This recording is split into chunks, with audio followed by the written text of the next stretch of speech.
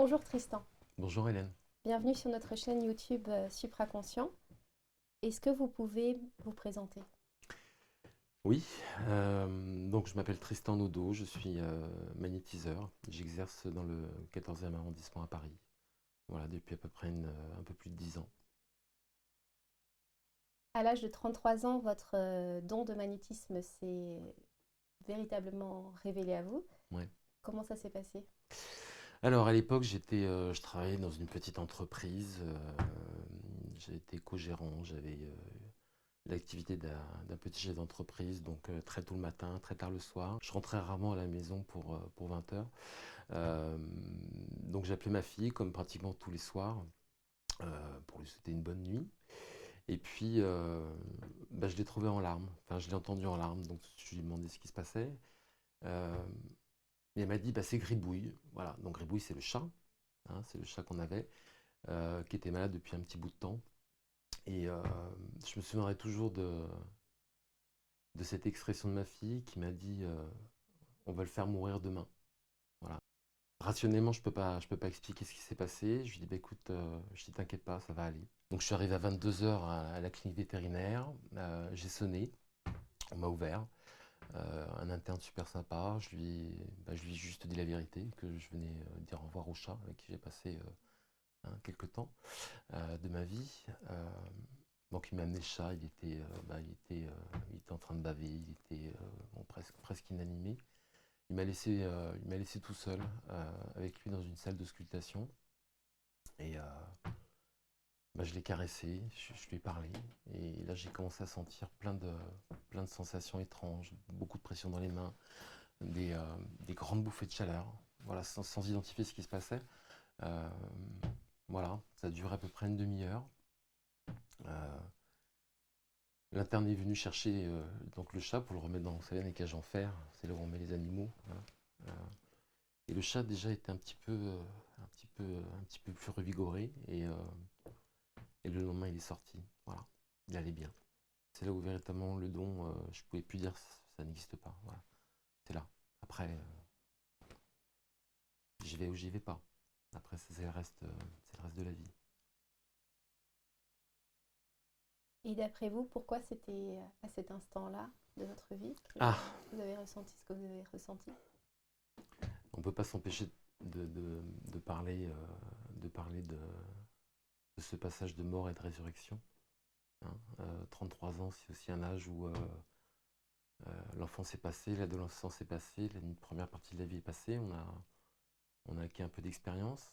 Euh, c'est des moments qui peuvent être aussi de remise en question, des moments de bascule dans une vie. En numérologie, le 33 est un nombre maître. En général, l'année de 33 ans, il se passe toujours quelque chose dans la vie de quelqu'un. Voilà, à plus ou moins grande échelle, bien sûr. Vous êtes tombé gravement malade il y a quelques années.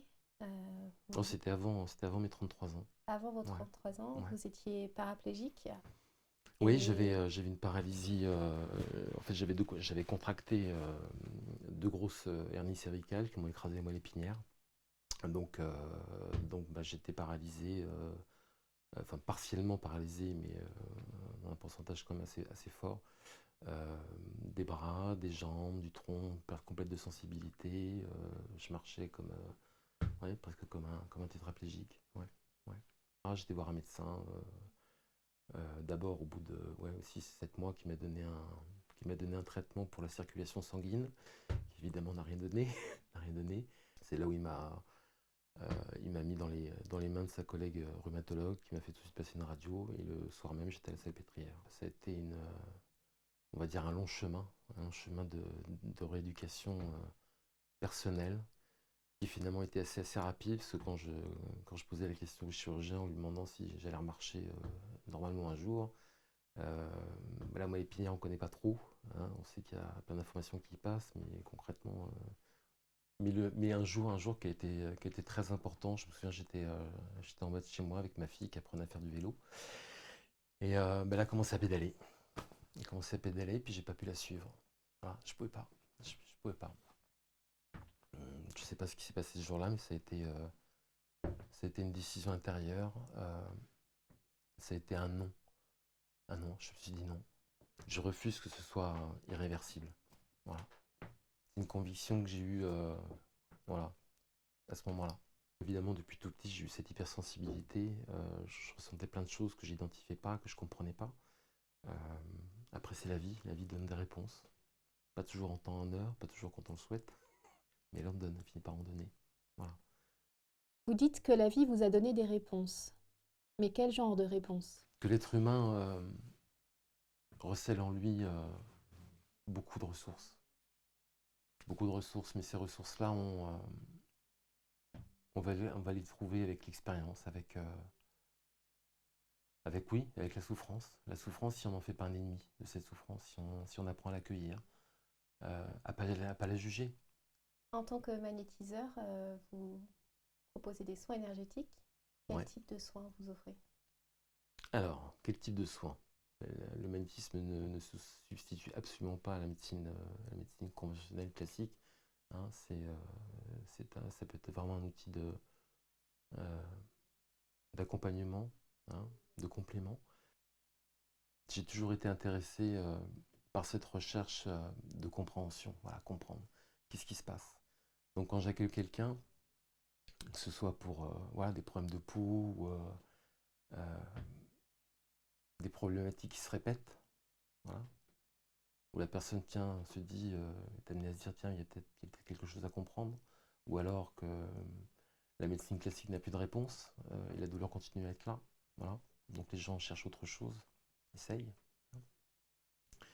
Euh, Toujours d'aller resituer dans son contexte quand la problématique est apparue.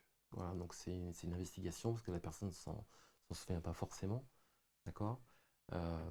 Mais petit à petit, voilà, en l'amenant à essayer de se replacer dans le contexte où ça s'est passé, s'il y a eu des événements dans sa vie, un choc émotionnel, un choc physique, mais un choc physique est aussi un choc émotionnel, et ben on peut être amené à essayer d'arriver à l'essence. Voilà. Et techniquement, vous utilisez vos mains pour soigner?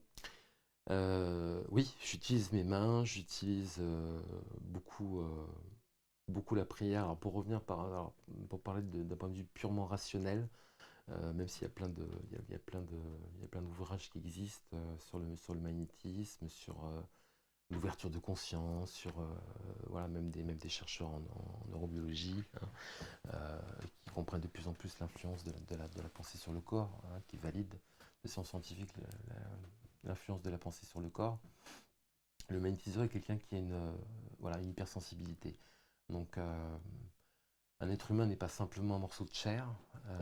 Voilà, on a un champ d'énergie. Ce champ d'énergie, tout le monde le connaît. Après, voilà, c'est un travail de ressenti. Et le magnétiseur intervient dans cette dimension subtile de l'être. Où je me relie à cette force.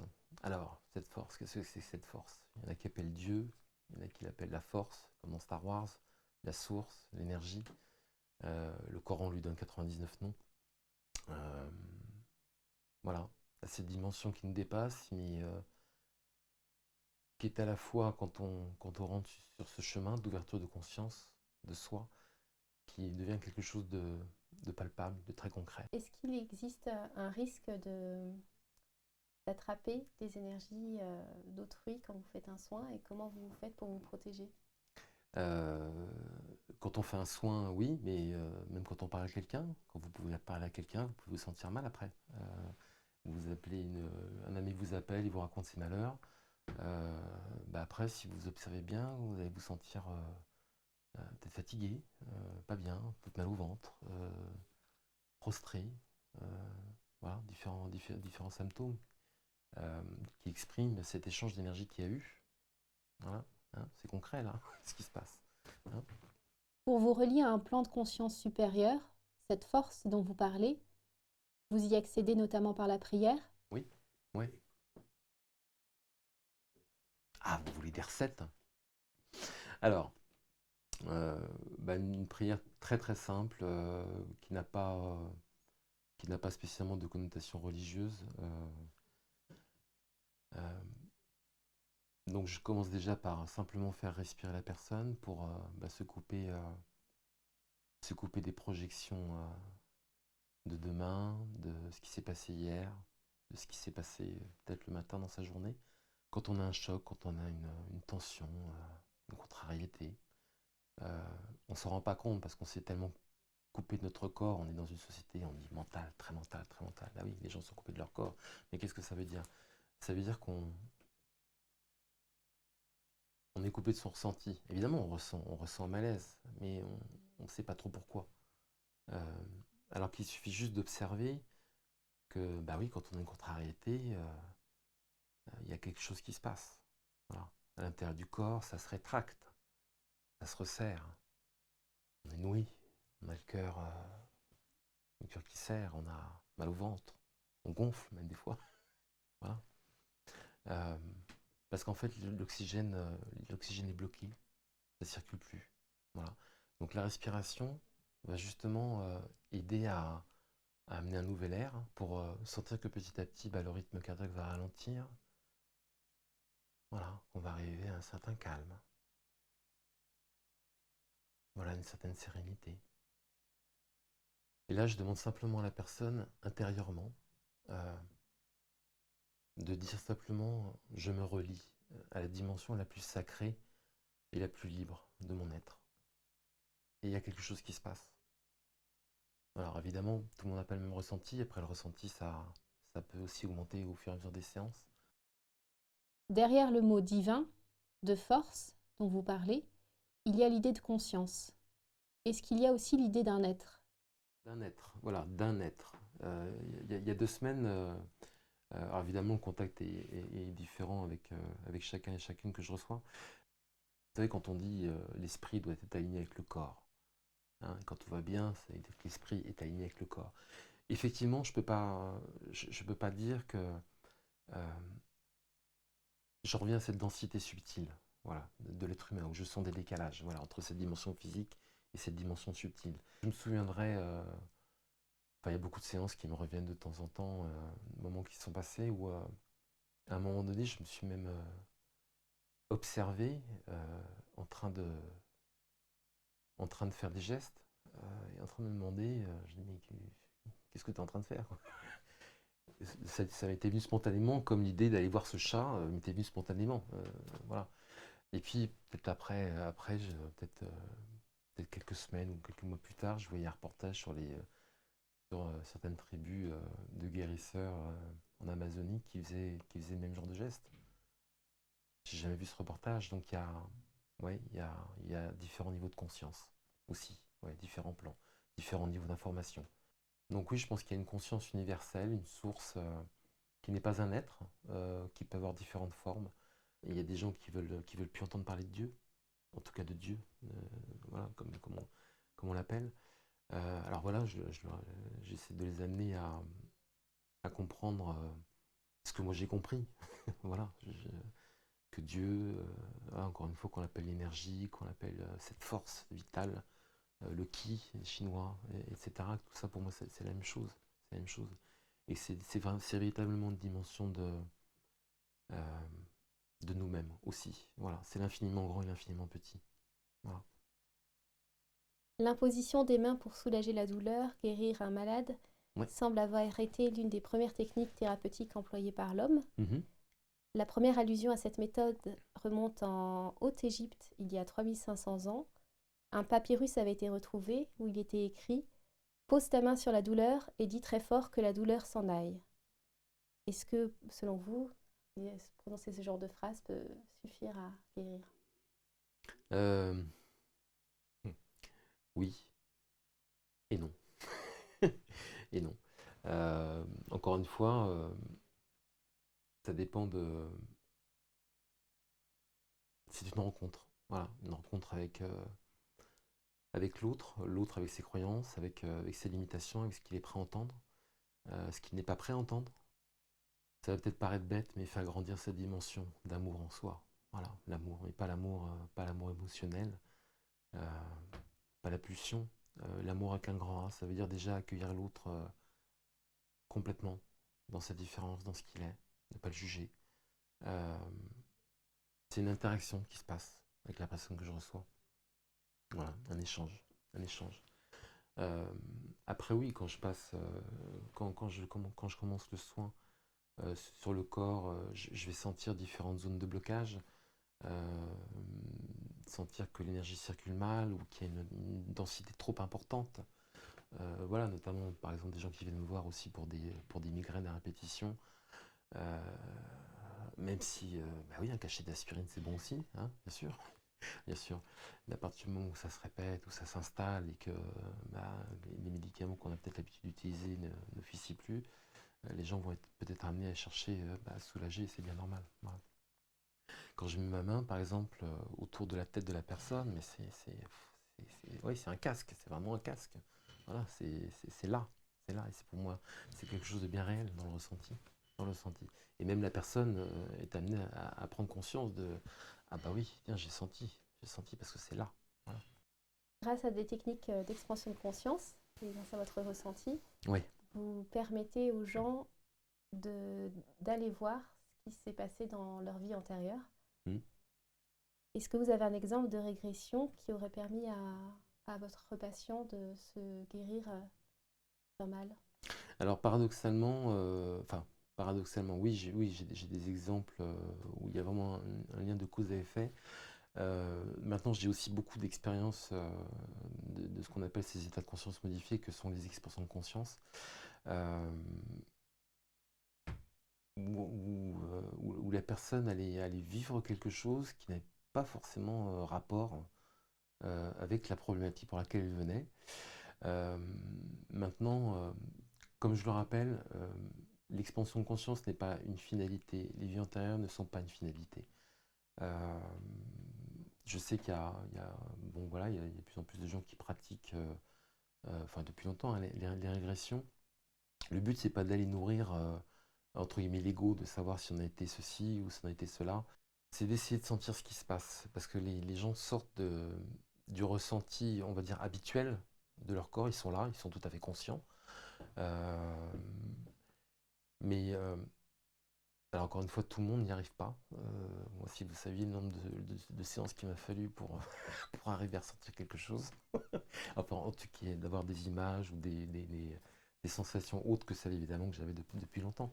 Voilà, j'avais un mental qui était très très fort, qui voulait pas lâcher, pas lâcher, pas lâcher. Bon, puis à force de conviction, de détermination, d'appel aussi, hein, d'appel, bah voilà, il s'est passé des choses. Donc voilà, la personne est vraiment amenée à, à sentir bah voilà, physiquement cette autre dimension d'elle-même, quelque chose de plus grand.